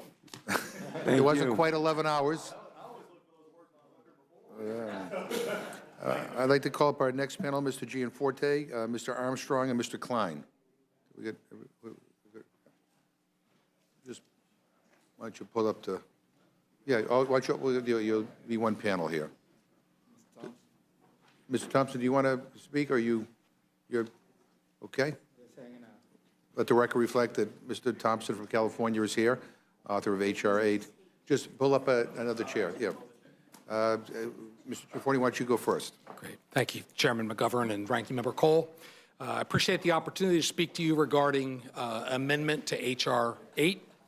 Our communities face tragic instances of mass violence. My wife, Susan, and I hold the victims of violence and their families in our prayers. We need to work together to combat all forms of violence. H.R. 8 seeks to be a solution. I appreciate that. I don't believe it solves anything, however. Our country already has strong background checks and transfer guidelines. This bill's wide scope puts law-abiding citizens in the crosshairs. Simply put, this is a bill is an irresponsible attempt to criminalize lawful gun owners. H.R. 8 is another example of a Washington knows best approach that ignores the realities that folks in our rural communities face. My amendment allows farmers and ranchers to transfer firearms to their employees or neighbors for the purposes of ranch activities. These activities include pest and predator control, hunting, target practice, and firearm safety courses. My constituents own and operate ranches across Montana. In many of these counties, we have more cattle than we have people. Many of these ranchers employ ranch hands to help run these ranches, and they often have neighbors help them to pitch in with chores. Most trucks on these ranches have firearms that are owned by the rancher. Like so many ranchers and farmers throughout Montana and across our country, they equip their trucks with firearms so that workers can quickly and effectively address the constant threat of pests and predators. If an employee of the ranch drives the truck equipped with a firearm, H.R. 8 would consider this activity an illegal firearms transfer. The bill as written requires employees or neighbors just helping out to undergo a background check and paired with a 3-day waiting period. Predators and like coyotes and wolves don't care about a 3-day background check when they're hunting their next meal at the expense of the rancher's livelihood. It's absurd to require a background check on every transfer of a firearm between a ranch owner and a neighbor or a ranch hand. This bill is another example of Washington knows best approach that fails to consider our rural communities. It targets law-abiding gun owners while failing to keep firearms out of the hands of criminals. My amendment is a common sense clarification that protects our Montana way of life and preserves our farmers and ranchers' Second Amendment rights. I thank you, Mr. Chairman, for letting me testify, again, for this opportunity to speak, and I ask that you make this amendment in order. Thank you very much. Mr. Armstrong? Yeah, Mr. Chairman. Just make sure your mic's on there. Okay. It's on. Okay, good. All right. My amendment is essentially the same as Mr. Gianforte's. I actually haven't seen his, but it's the same thing. I don't understand how we would have hunting, fishing, and trapping excluded under an exemption and not farming and ranching, particularly where we are at. We live in these rural areas. You're often hundreds of miles away from a FFL, and the types of activities that occur in these rural communities are not the problems H.R. 8 is trying to solve. I'm new here, so we've had these debates. We just listened to it here. We had it for 12 hours in the committee. I will be 100% honest. I won't support this bill in any form. Okay. However, I do think that it's incredibly important to deal with the realities that happen, and I think there's some things that should be pointed out for a temporary. One, the transfer for farming and ranching would be the temporary transfer, the same as hunting and fishing. Two, you can still continue to prosecute it if it's not legitimately being used for those things. And then with that, because I know it's getting late and we're going brief into that, I also would just point out wherever it is and however you can do it, outside of how you think this bill should go, somebody should really, really look at the exemptions in D and F, because the way they're written, this becomes a criminal penalty of which you can get prosecuted under. And to different degrees, F essentially federalizes game and fish law across the entire country. More importantly, it holds culpability for potential future conduct. And D, while the exemption in D is intended, I think, primarily for domestic violence victims or those types of issues, the way it is written, it is so narrowly tailored that I can't imagine how it actually be used in the real world. And to give you an example of that, I was back at home in district, and I went to speak at my former law school, and knowing full well that the room would be pretty evenly split between people who probably like me and people who don't like me, I figured I'd give them a little legal test instead of a political test. So I read the exemption to D, and we spent a half hour discussing all of the different ways in which civil liability or criminal liability could or could not occur. That's not good code writing, and it should be cleaned up. So with that, Thank you very much, Mr. Klein.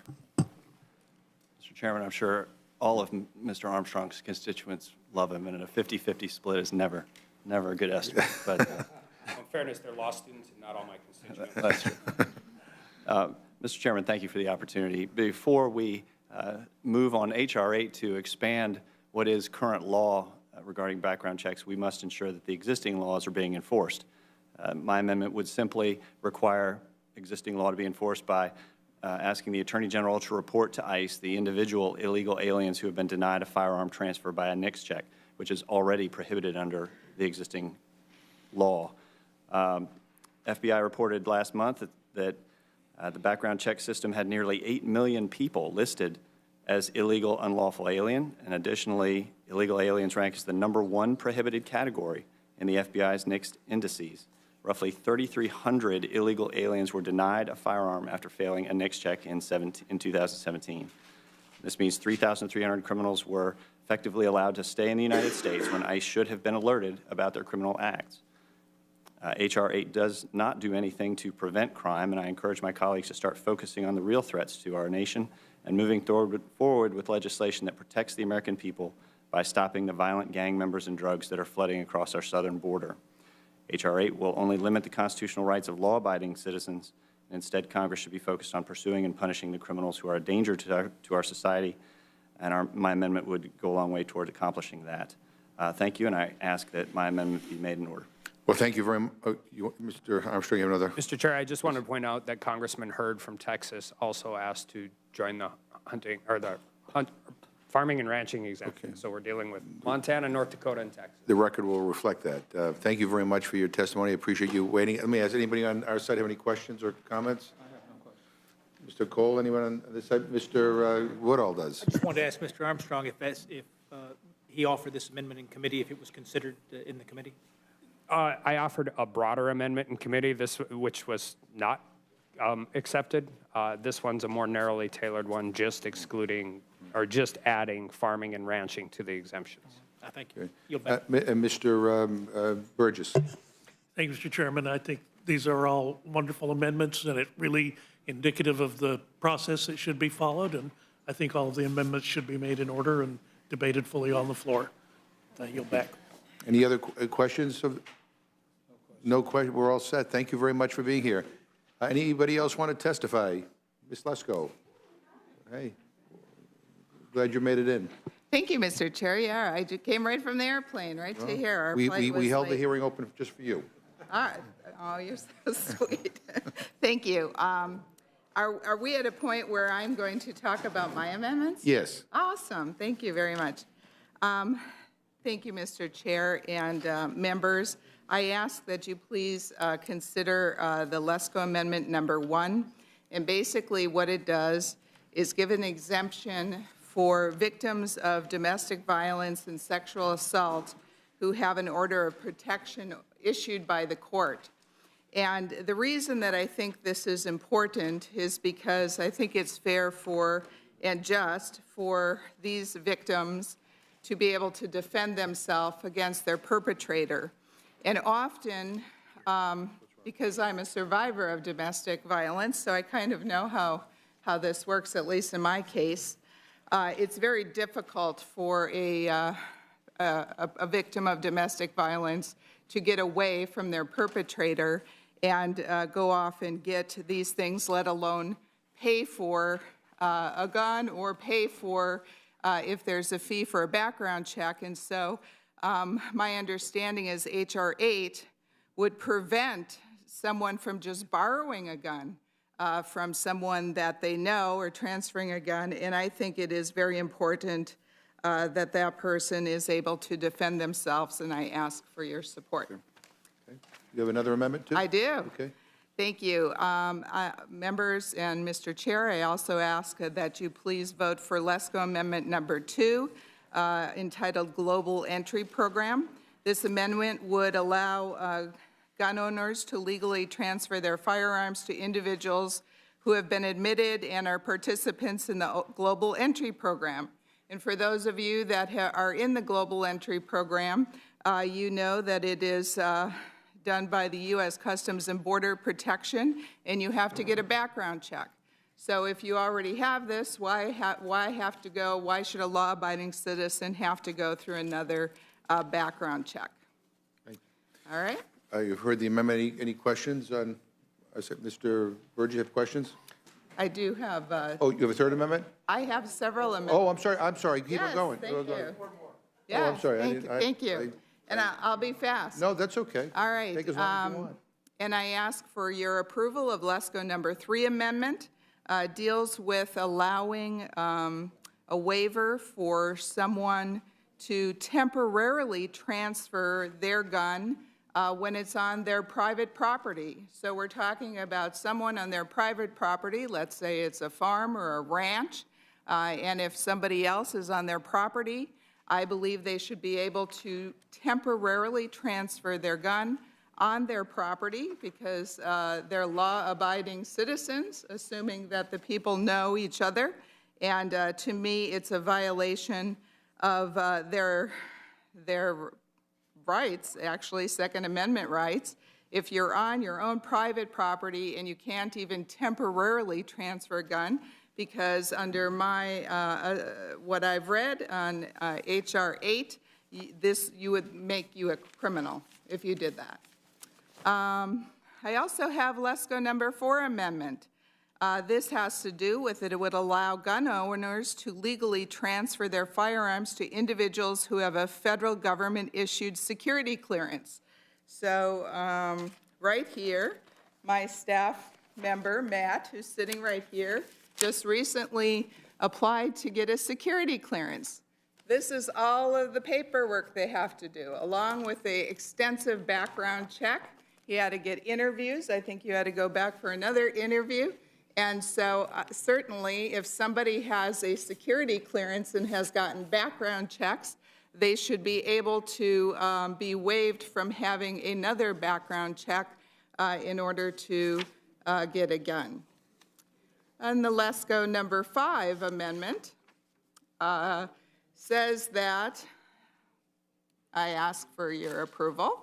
This amendment allows for the transfer of a handgun to an individual who has a valid state-issued permit to purchase or license to own a firearm.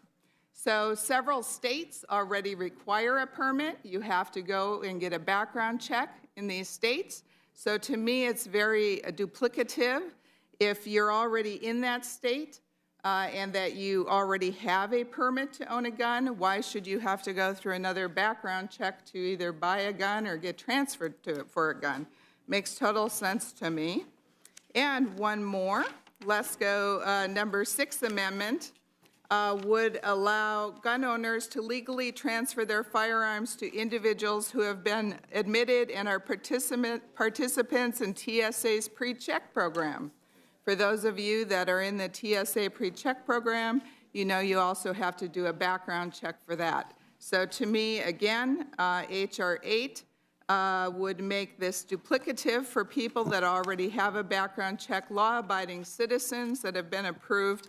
Again, in my analysis, H.R. 8, although I'm sure very well-intentioned, would not have prevented any of the mass shootings that have taken place recently, and would only impede law-abiding citizens. And these are some clear examples of how I believe they impede law-abiding citizens, and I ask for your approval on my amendment. Thank you. You've heard the gentlelady's amendments. Any comments or questions? Mr. Burgess, you have a... Oh, okay. All right. No questions. Mr. Burgess has an amendment.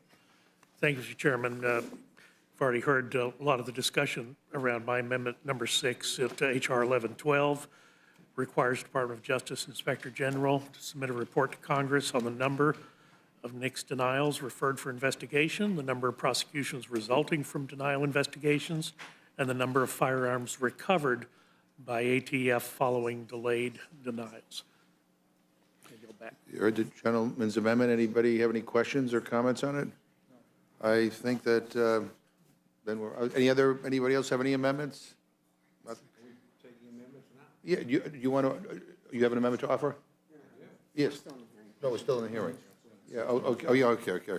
So, hearing no one else here to testify, any amendments, this closes the hearing portion of the committee. And now, at this time, I would entertain a motion from the distinguished gentleman from Maryland, Mr. Raskin. Thank you, Mr. Chairman. I move the committee report a structured rule for consideration of H.R. 8, the Bipartisan Background Checks Act of 2019. The rule provides 1 hour of general debate on the bill, equally divided and controlled by the chair and ranking minority member of the Committee on the Judiciary. The rule waives all points of order against consideration of the bill. The rule makes an order as original text for purpose of an amendment in the nature of a substitute consisting of the text of Rules Committee Print 116-5 and provides that it shall be considered as read. The rule waives all points of order against that amendment in the nature of a substitute. The rule makes in order only those amendments printed in Part A of the Rules Committee report accompanying the resolution. Each such amendment may be offered only in the order printed in the report, may be offered only by a member designated in the report, shall be considered as read, shall be debatable for the time specified in the report, equally divided and controlled by the proponent and opponent, shall not be subject to amendment, and shall not be subject to a demand for division of the question. The rule waives all points of order against amendments printed in Part A of the report. The rule provides one motion to recommit with or without instructions. Section 2 of the rule provides for consideration of H.R. 1112, the Enhanced Background Checks Act of 2019, under a structured rule.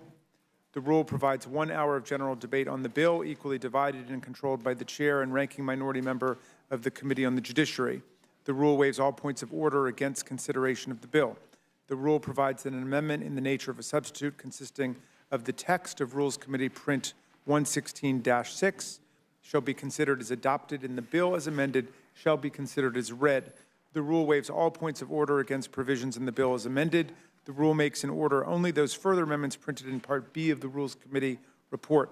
Each such amendment may be offered only in the order printed in the report, may be offered only by a member designated in the report, shall be considered as read, shall be debatable for the time specified in the report, equally divided and controlled by the proponent, and an opponent shall not be subject to amendment and shall not be subject to a demand for division of the question. The rule waives all points of order against amendments printed in Part B of the report. Finally, the rule provides one motion to recommit with or without instructions. So as we just heard from the gentleman from Maryland, this rule provides for consideration of H.R. 8 and H.R. 1112. The rule makes an order 4 amendments for H.R. 8 and 5 amendments for H.R. 1112. These are common sense measures that close loopholes and fix our background check system, I hope it wins with an overwhelming bipartisan vote tomorrow. You've heard the motion from the gentleman from Maryland. Is there any amendment or discussion? Mr. Cole. Thank you very much, Mr. Chairman. I'll be offering 3 amendments. The first one is to H.R. 8. I've got an amendment to the rule to make an order amendment number 29 offered by Mr. Stubbe of Florida. This amendment requires the National Instant Criminal Background Check System to notify the Immigration and Customs Enforcement Agency of the Department of Homeland Security whenever the information available to the system indicates that a person illegally or unlawfully in the United States may be attempting to receive a firearm.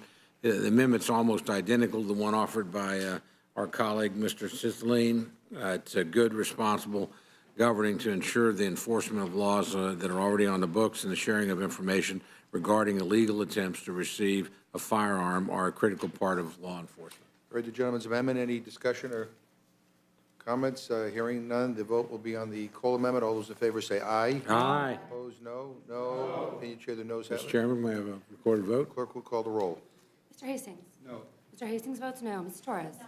Mrs. Torres votes no. Mr. Perlmutter? No. Mr. Perlmutter votes no. Mr. Raskin? No. Mr. Raskin votes no. Ms. Scanlon? No. Ms. Scanlon votes no. Mr. Murley? Ms. Shalila? Ms. Shalila votes no. Mr. Deshaunier? No. Mr. Deshaunier votes no. Mr. Cole? Aye. Mr. Cole votes aye. Mr. Whittle? Aye. Mr. Whittle votes aye. Mr. Burgess? Aye. Mr. Burgess votes aye. Mrs. Lesko? Aye. Mrs. Lesko votes aye. Mr. Chairman? No. Mr. Chairman votes no. Clerk will report the total. 4 yeas, 8 nays. Amendment is not agreed to. Mr. Cole. Thank you very much, Mr. Chairman. I have an amendment to the rule to make an order amendment number 12, offered by Mr. Collins of Georgia. The amendment allows an FFL who was contacted by NICS to rely on the information provided by NICS respecting a transfer for 60 days after the FFL's initial date of contact. The drafting of the legislation fails to recognize the unworkability of the time frame laid out compared to the 30-day time period in which NICS process runs. By extending the current 30 days to 60 days, the bill may actually function as designed. You heard the gentleman's amendment. Any discussion? Hearing none, the vote will be on the Cole amendment. All those in favor say aye. Aye. Opposed, no. No. Opinion of the chair, the noes have it. Roll call, Mr. Chairman. Clerk will call the roll. Mr. Hastings? No. Mr. Hastings votes no. Mrs. Torres? Mrs. Torres votes no. Mr. Perlmutter? No. Mr. Perlmutter votes no. Mr. Raskin? No. Mr. Raskin votes no. Ms. Scanlon? No. Ms. Scanlon votes no. Mr. Morelli? Ms. Shalala? No. Ms. Shalala votes no. Mr. Gisonier? Mr. Gisonier votes no. Mr. Cole? Aye. Mr. Cole votes aye. Mr. Woodall? Aye. Mr. Woodall votes aye. Mr. Burgess? Aye. Mr. Burgess votes aye. Mrs. Lesko? Aye. Mrs. Lesko votes aye. Mr. Chairman? No. Mr. Chairman votes no. Clerk report the total.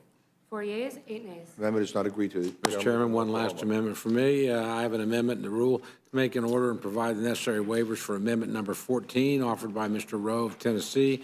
The amendment clarifies that a person shall not be considered to be adjudicated under Title 18 as a result of any determination by the Secretary of Veterans Affairs under any laws administered by the Secretary of Veterans Affairs under Title 38. It's a clarifying amendment, Mr. Chairman, that ensures that the unintended consequences of H.R. 1112 do not spill over into the U.S. Code provisions related to the VA. It's purely technical in nature and should be supported. You heard the amendment from the gentleman from Oklahoma. Any discussion? Hearing none, the vote will be on the gentleman's amendment. All those in favor say aye. Aye. Opposed, no. No. Opinion of the chair, the noes have it. Clerk will call the roll. Mr. Hastings? No. Mr. Hastings votes no. Mrs. Torres? Ms. Torres votes no. Mr. Perlmutter? Mr. Perlmutter votes no. Mr. Raskin? No. Mr. Raskin votes no. Ms. Scanlon? Ms. Scanlon votes no. Mr. Morelli? Ms. Shalala? No. Ms. Shalala votes no. Mr. Gisonier? Mr. Gisonier votes no. Mr. Cole? Aye. Mr. Cole votes aye. Mr. Woodall? Aye. Mr. Woodall votes aye. Mr. Burgess? Mr. Burgess votes aye. Mrs. Lesko? Aye. Mrs. Lesko votes aye. Mr. Chairman? No. Mr. Chairman votes Clerk will no. report the total. 4 yeas, 8 nays. Amendment is not agreed to. Any other amendments? Mr. Chairman? Mr. Woodall. I have 2 amendments. Thinking about the success in Massachusetts, Mr. Palmer has an amendment number 16. I move that we make that in order. It recognizes that state laws and regulations are already active in this area and that nothing in this bill is intended to override those states that have already been successful. Well, not everybody's Massachusetts, but Well, we all aspire to be in that way. I want to recognize that. So I move we make amendment number 16 in order to respect those states that have been successful in this area. I think this amendment would probably gut the bill, but in any event, you heard the gentleman's amendment. Any discussion? Hearing none, the vote will be on the Woodall amendment. All those in favor say aye. Aye. Opposed, no. No. Opinion of the chair, the noes have it. Mr. Chairman, I have a roll call vote. Clerk will call the roll. Mr. Hastings? No. Mr. Hastings votes no. Mrs. Torres? Ms. Torres votes no. Mr. Perlmutter? No. Mr. Perlmutter votes no. Mr. Raskin? No. Mr. Raskin votes no. Ms. Scanlon? No. Ms. Scanlon votes no. Mr. Morelli?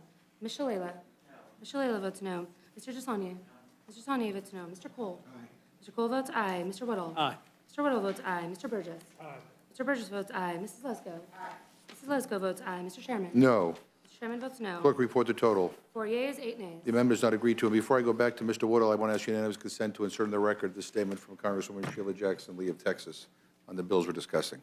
Mr. Woodall. Thank you, Mr. Chairman. For folks who wanted to be with me last time, everyone heard Mr. Gianforte's very persuasive case about folks in rural Montana and their need to have a very small exception made for ranch activities. I cannot say it any better than he said it. I believe this was probably just an oversight. I would like to have move this amendment be included. Heard the gentleman's amendment. Any discussion? Hearing none, the vote is on the Woodall amendment. All those in favor say aye. Aye. Opposed, no. No. Opinion of the chair, the noes have it. Clerk will call the roll. Mr. Hastings? No. Mr. Hastings votes no. Mrs. Torres? No. Ms. Torres votes no. Mr. Perlmutter? No. Mr. Perlmutter votes no. Mr. Raskin? No. Mr. Raskin votes no. Ms. Scanlon? No. Ms. Scanlon votes no. Mr. Morelli? Ms. Shalala? No. Ms. Shalala votes no. Mr. Gisonier? No. Mr. Gisonier votes no. Mr. Cole? Aye. Mr. Cole votes aye. Mr. Woodall? Aye. Mr. Woodall votes aye. Mr. Burgess? Aye. Mr. Burgess votes aye. Mrs. Lesko? Aye. Mrs. Lesko votes aye. Mr. Chairman? No. Mr. Chairman Clerk, votes no. clerk report the total. 4 yeas, 8 nays. The amendment is not agreed to. Any other amendments? Mr. Burgess. Thank you, Mr. Chairman. I also have two amendments. I have an amendment to the rule to make an order and provide the necessary waivers for the amendment I discussed to H.R. 1112, Amendment Number 6. This requires the Department of Justice Inspector General to submit a report to Congress on the number of NICS denials referred for investigation, the number of prosecutions resulting from denial investigations, and the number of firearms recovered by ATF following NICS denials. Heard the gentleman's amendment. Any discussion? Hearing none. The vote is on the Burgess amendment. All those in favor say aye. Aye. Opposed, no. No. Opinion of the chair, the noes have it. Roll call. Clerk will call the roll. Mr. Hastings? No. Mr. Hastings votes no. Mrs. Torres? Mrs. Torres votes no. Mr. Perlmutter? Mr. Perlmutter votes no. Mr. Raskin? Mr. Raskin votes no. Ms. Scanlon? Ms. Scanlon votes no. Mr. Morelli? Ms. Shalala?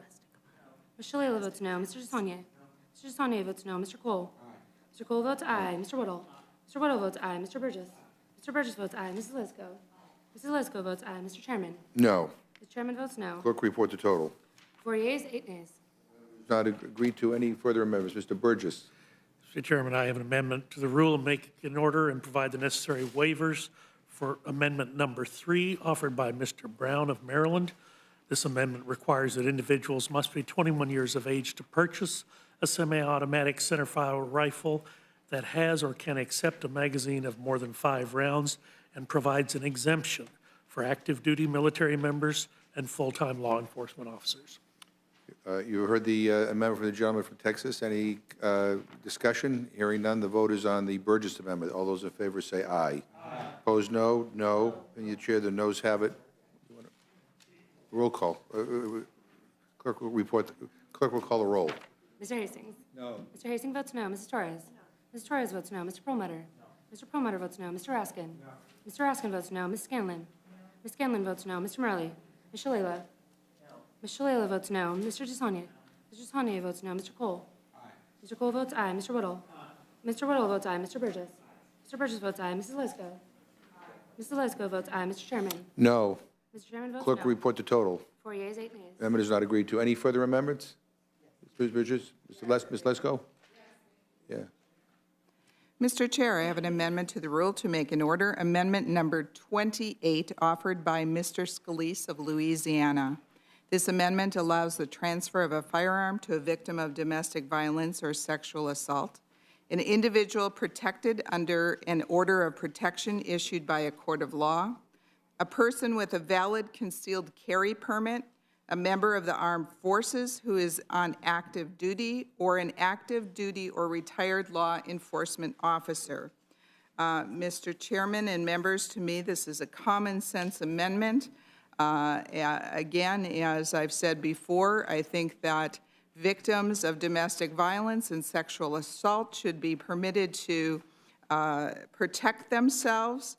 They often do not have the means to purchase a gun and would like to borrow perhaps one to defend themselves, and H.R. 8 would make them a criminal if they do so. In addition, it is common sense for a person with a concealed carry permit that already has gone through a background check to be able to waive the additional background check. And of course, the member of the armed forces on active duty or an active duty or retired law enforcement officer, I'm sure that we trust them to carry their own guns. And so to me, it makes no sense that they would have to go through another background check. You heard the lady's amendment. Any discussion?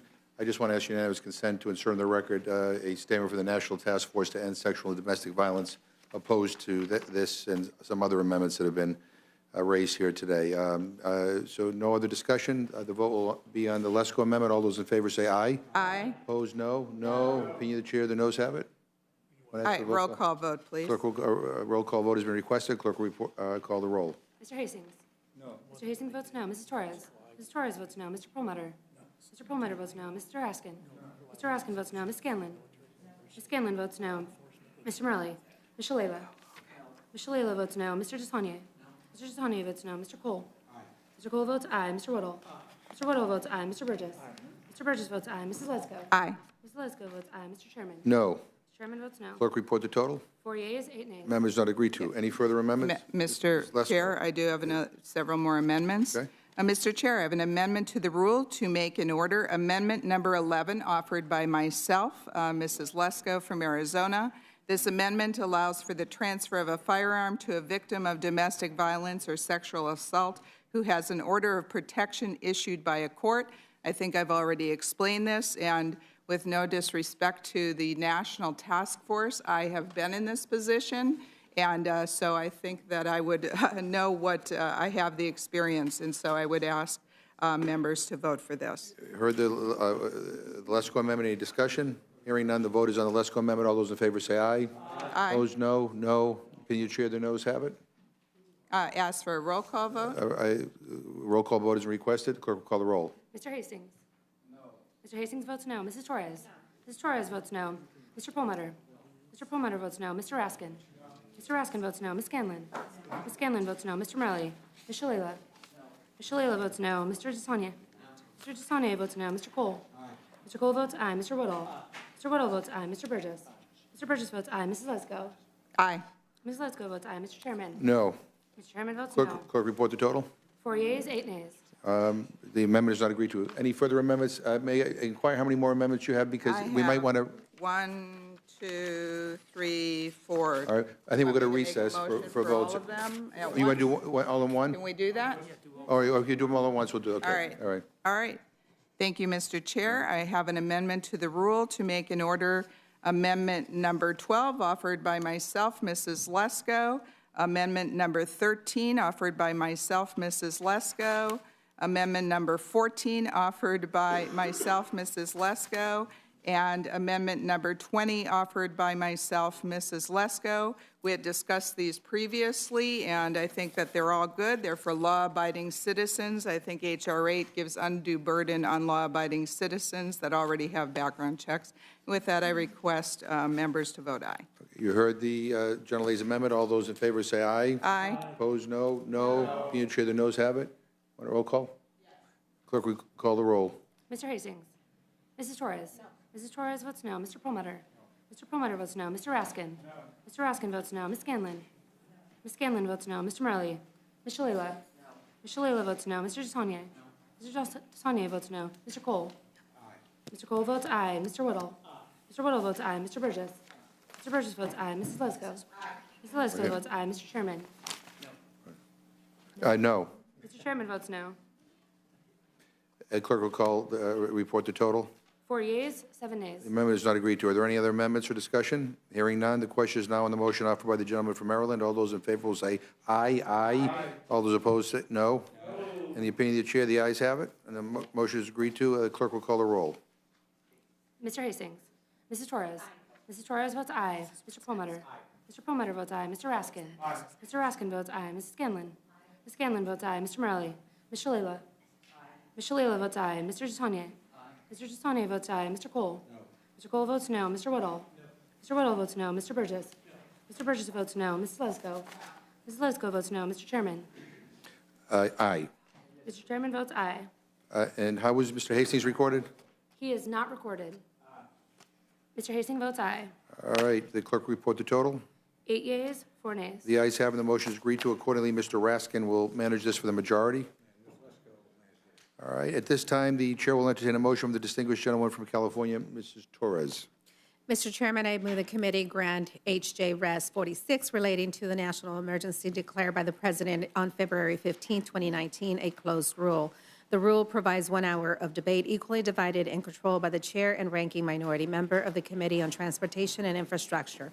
The rule waives all points of order against consideration of the point resolution. The rule provides that the joint resolution shall be considered as read. The rule waives all points of order against provisions in the joint resolution. The rule provides 1 motion to recommit. Finally, the rule provides that provisions section 202 of the National Emergencies Act shall not apply during the remainder of the 116th Congress to a joint resolution terminating the national emergency declared by the President on February 15, 2019. You've heard the motion from the gentleman from California. Are there any amendments or discussion? Here. All right, Mr. Hastings. Mr. Chairman, I don't have a motion, but I ask unanimous consent to include statement that I would have made on the record. Without objection, Mr. Burgess. Did I miss the hearing on this part? No, you did not. No, this is an emergency the President declared, and we're responding to the emergency. So, Ms. Lesko. Thank you, Mr. Chair and members. I will be voting no on House Joint Resolution 46. I live in a border state on Arizona. There is an emergency on the border. I've been to the border. There's an emergency on the border. There's a crisis on the border. There's hundreds and thousands of people flooding into our nation. We don't know who they are. My constituents demand that the border be secured. I appreciate that. This is, the President said that he didn't have to do it, so he, by his own admission, said it wasn't an emergency. And this is about, quite frankly, protecting our constitutional prerogatives and powers as the legislative branch. And so at this point, the vote will be on the motion of the gentlewoman from California. All those in favor say aye. Aye. All those opposed say no. No. In the opinion of the chair, the ayes have it. Roll call. And the clerk will call the roll. Mr. Hastings? Aye. Mr. Hastings votes aye. Mrs. Torres? Aye. Mrs. Torres votes aye. Mr. Perlmutter? Aye. Mr. Perlmutter votes aye. Mr. Raskin? Aye. Mr. Raskin votes aye. Ms. Scanlon? Aye. Ms. Scanlon votes aye. Mr. Morelli? Ms. Shalala? Aye. Ms. Shalala votes aye. Mr. Gisonier? Aye. Mr. Gisonier votes aye. Mr. Cole? No. Mr. Cole votes no. Mr. Woodall? No. Mr. Woodall votes no. Mr. Burgess? No. Mr. Burgess votes no. Mrs. Lesko? Mrs. Lesko votes no. Mr. Chairman? Aye. Mr. Chairman votes aye. The clerk will report the total. 8 yeas, 4 nays. The motion is agreed to, and it will be carried by Ms. Torres for the majority. Without objection, the committee stands adjourned.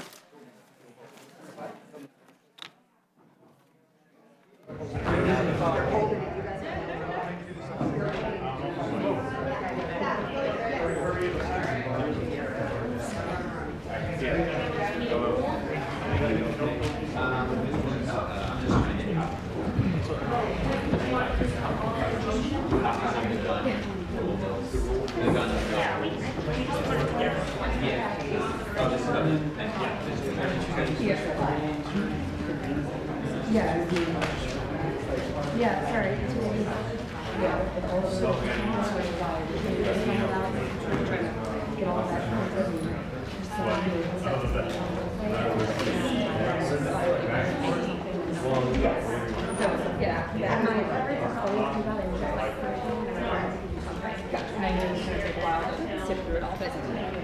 This is hard to find out. Yeah, the president.